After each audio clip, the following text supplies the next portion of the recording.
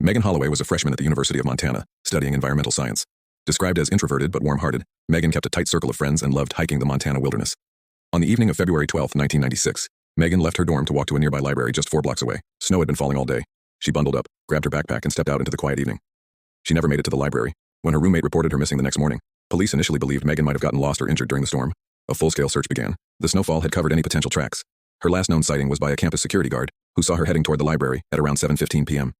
Police found her backpack 2 days later, half buried in a snowdrift behind a community center 3 blocks from campus. The contents were intact, including her wallet, books, and ID. There was no blood, no signs of a struggle, no suspects. The trail went cold. Megan's parents, Elaine and Robert Holloway, launched their own investigation. They distributed flyers, hired private investigators, and appeared on national television. "We knew she didn't run away. She loved her life, her studies. Something happened," said Elaine. Over the years, theories abounded. An opportunistic abduction, a serial predator, even suggestions of an accidental fall into the nearby Clark Fork River. Divers searched the river several times. Nothing was found. The case remained one of Missoula's most haunting unsolved disappearances.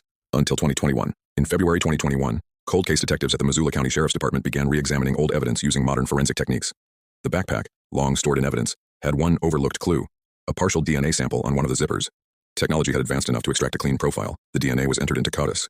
A match came back within days. The DNA belonged to Jared Benson, a now 51-year-old man living in Idaho Falls, Idaho. He had been arrested in 2010 for an unrelated assault, which had led to his DNA being logged. Detectives quickly discovered that Benson had lived in Missoula in the mid-90s. At the time of Megan's disappearance, he had worked as a part-time janitor at the community center near where her backpack was found. When confronted, Benson denied ever meeting Megan, but his DNA on her backpack said otherwise. Police reopened the entire file and dug deeper.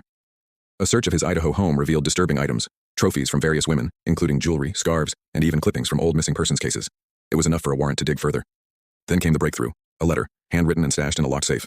It was a chilling confession, not meant for law enforcement but clearly written as some kind of personal memoir. In it, Benson described taking Megan, luring her by pretending to need help with his car behind the community center. He detailed how he kept her captive for 2 days before ultimately strangling her and burying her body in the remote Lolo National Forest. He had even drawn a rough map. Following the directions, police and cadaver dogs searched a dense section of forest nearly 45 miles from campus.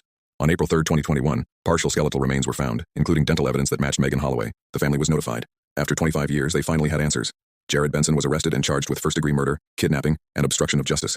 In court, his defense team claimed he was mentally unwell at the time of the crime, but prosecutors emphasized the calculated nature of his actions: the abduction, the captivity, the premeditated murder, and the effort to erase all evidence. Elaine Holloway gave a heart-wrenching victim impact statement. "For 25 years, I woke up every morning wondering where my daughter was. Now I know, and I wish I didn't." The jury deliberated for only 2 hours. Opportunistic kidnapping and control. Jared admitted in his confession that he had a compulsion and couldn't stop himself. He never knew Megan personally. Convicted of first-degree murder and sentenced to life in prison without parole. Jared Benson is currently incarcerated at Montana State Prison. Megan's story sparked a push for cold case funding in Montana. Her case is often cited as an example of the power of forensic technology in bringing justice. No matter how much time has passed,